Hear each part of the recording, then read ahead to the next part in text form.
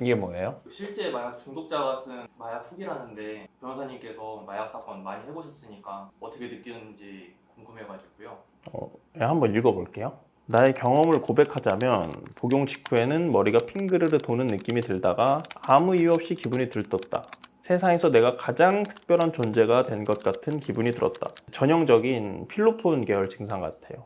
이제 도파민 확 몰리면서 이제 막 흥분하고 자신감 막 생기고 이런 게 전형적인 증상이거든요. 저도 사건 하면서 이렇게 좀 비슷한 모습 보이는 분들을 좀 봤습니다. 아무 의미 없는 대화를 하는데도 내가 이 세상에서 가장 중요한 문제를 다루고 있는 것 같았다. 나는 지금은 기억이 안 나는 의미 없는 수다의 대가로 인생을 날린 셈이다. 이게 진짜 마약 하면서 좀 무서운 지점인데 판단력이 완전히 상실이 됩니다.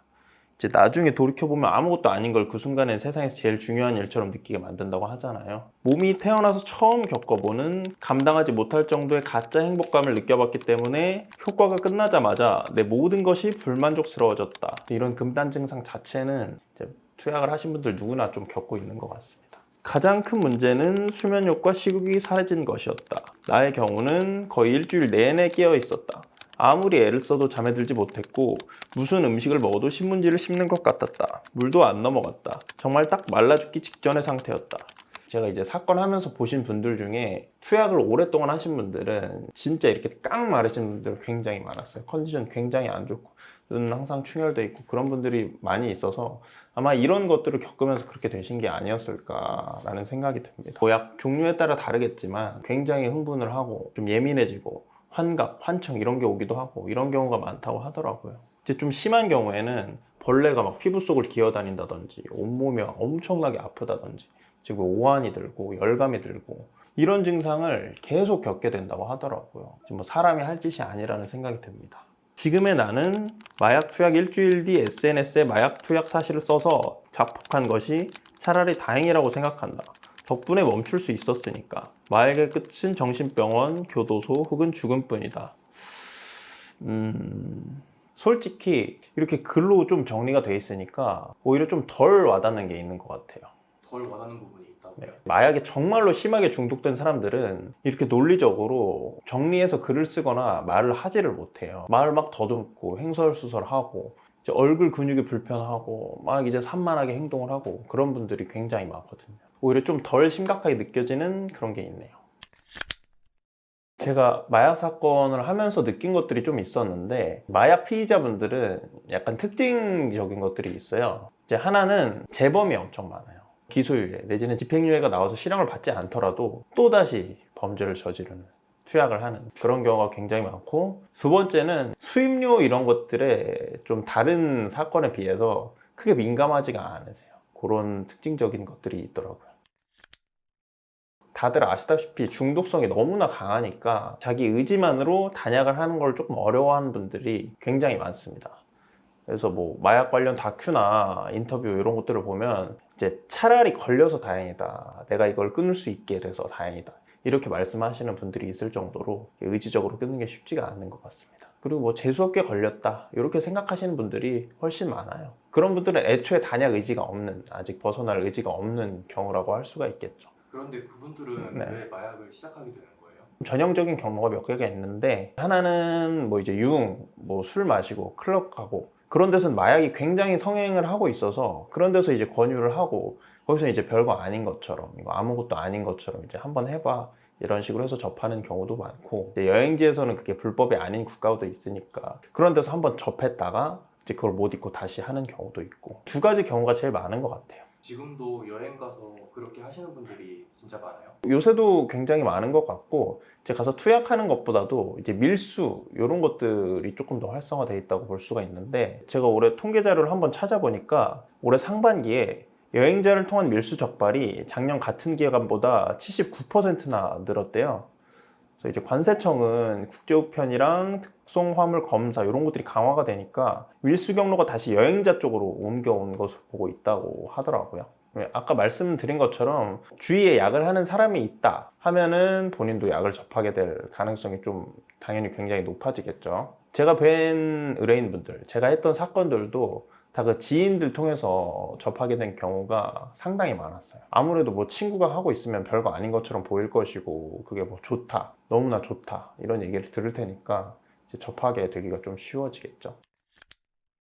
그럼 마약은 어떻게 걸리게 되는 거예요? 첫 번째는 당연히 지인이나 제3자의 신고 이런 경우가 많을 것이고, 이제 그 마약을 취급하면 판매책이 있을 거잖아요. 그 판매책이 잡히면은 이제 거래 기록이나 이제 그 투약자들의 연락처 이런 것들을 가지고 있을 테니까 그런 것들이 역추적돼서 잡히는 경우. 그리고 마지막으로는 이제 마약을 하면 아까 말씀드렸다시피 아예 사리 분별이 안 되고 이상 행동을 많이 하게 되잖아요. 그래서 제가 지금 당장 기억나는 걸로는 극단적인 예시로 대낮에 막 벌거벗고 거리를 활보한다든지 그런 식의 행동을 스스로 해서 이제 현행범으로 체포되는 경우, 이런 경우도 꽤 많이 있어요. 요즘은 좀 추적 안 되는 어플로 비대면으로 많이 거래한다고 하지 않나요? 요새 제일 많이 하는 게 이제 텔레그램으로 비대면 거래. 그리고 이제 그렇게 접선이 되면은 마약을 특정 장소에 갖다 놓고 이제 이른바 던지기라고 하는데, 이런 방법으로 거래가 되는 경우가 제일 많죠. 결국에는 그 돈의 흐름을 추적하면은 또 못 잡는 것도 아닙니다. 아무리 텔레그램 뭐 보안이 좋고 한다고 해도 정부도 손을 놓고 있는 게 아니거든요.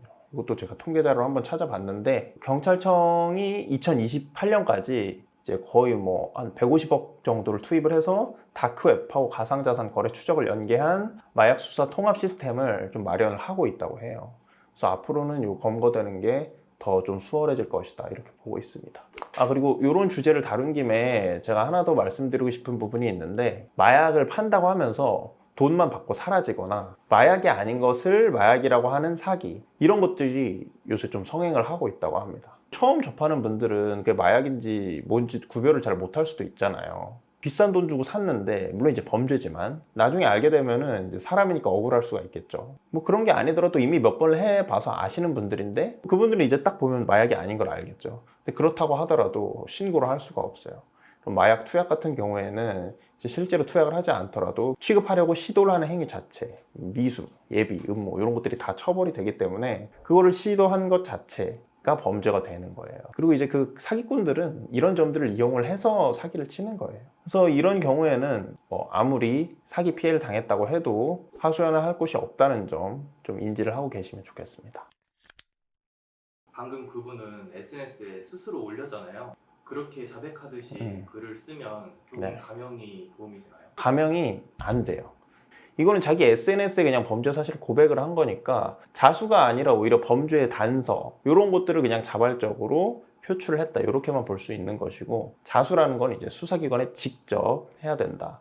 그래야만 이제 그 형의 감경 요건이 성립된다 이렇게 이해를 하시면 될 것 같습니다. 그럼 진짜로 자수를 하면 감형이 되나요?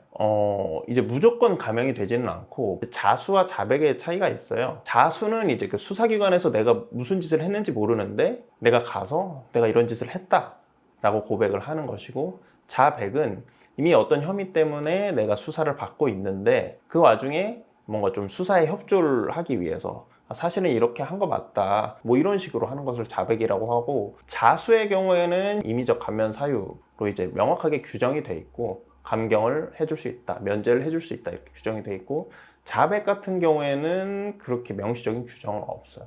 그럼 네. 감형을 받으려면 네. 어떻게 해야 돼요? 근데 감형에 아까부터 이렇게 집착을 하세요. 아니 다른 게 네. 아니고 이제 변호사님 입장에서 네네. 만약에 의뢰인분들은 대부분 감형을 목표로 네. 찾아오실 것 같아가지고. 뭐 맞긴 합니다.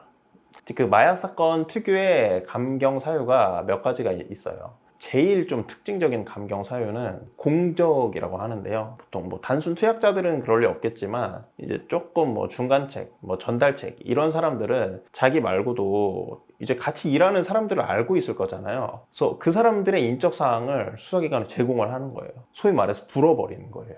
그래서 이거 미국에서는 이제 플리바게닝이라고 해가지고 형량 거래 이런 것들을 하면은 이제 형량을 낮춰주는 제도가 명시적으로 되어 있는데 우리나라는 그런 게 없거든요. 마약 사건에서는 이런 걸 이제 수사 협조라고 해서 내가 제공한 공범들의 이제 신상을 통해서 수사가 이루어지고 범죄가 소명되고 실제로 처벌까지 이루어졌다 하면은 이 사람 때문에 다른 공범을 잡는데 굉장히 큰 도움이 됐다. 이런 공적 같은 것을 이제 양형사유로 낼 수 있고, 그러면 이제 굉장히 중요하게 참작이 됩니다. 마약에서는 당연히 단약, 다시는 약을 하지 않겠다 나 치료를 받겠다. 이런 취지로 반성문을 써서 제출하는 것이 굉장히 중요하고, 마약 퇴치 운동본부 뭐 이런 기구들이 있어요. 그런데 좀 소정의 기부금을 낸다든지 하는 식으로 단약의지, 재활의지 이런 것들을 보여주면은 그게 또 실무에서는 굉장히 효과적이었던 것 같습니다. 그럼 마약은 이제 중독자거나 유통책이어야지 실형을 받는 거예요? 꼭 그렇지는 않습니다. 이제 약물의 종류가 뭔지, 그리고 그 접선의 경로는 어떻게 되는지 이런 것들에 따라서 좀 달라질 수가 있는데, 단순 투약 같은 경우에는 실형이 나올 가능성은 사실 아주 낮습니다. 교육조건부 기소유예라고 해서 애초에 이제 재판까지도 안 가고 기소유예가 나오는 경우도 있고, 현령 재판까지 가더라도 집행유예가 나오는 경우가 정말 거의 대다수고요. 초범이라고 하더라도 그 밀반 입된 마약을 소지했거나